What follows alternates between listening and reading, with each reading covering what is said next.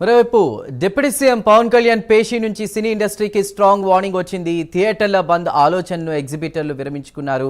కూటమి సర్కార్ వచ్చి ఏడాదవుతున్నా సీఎంను ఎవరూ కలవకపోవడంపై డిప్యూటీ సీఎం ఆగ్రహం వ్యక్తం చేశారు. సినీ పరిశ్రమ నుంచి ఇకపై ఎవరూ వ్యక్తిగత పనుల కోసం రావద్దని, వస్తే ఇండస్ట్రీ పెద్దలే రావాలన్నారు. పవన్ వ్యాఖ్యలతో సినీ పరిశ్రమలో కలకలం రేగింది.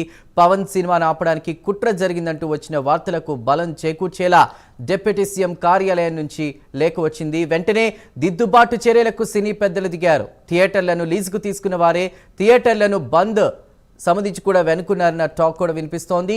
సినీ పరిశ్రమలో నిర్మాతల మధ్యలో చీలికలే ఈ గొడవకు కారణమా అన్నటువంటి ప్రశ్నలు కూడా వినిపిస్తున్నాయి.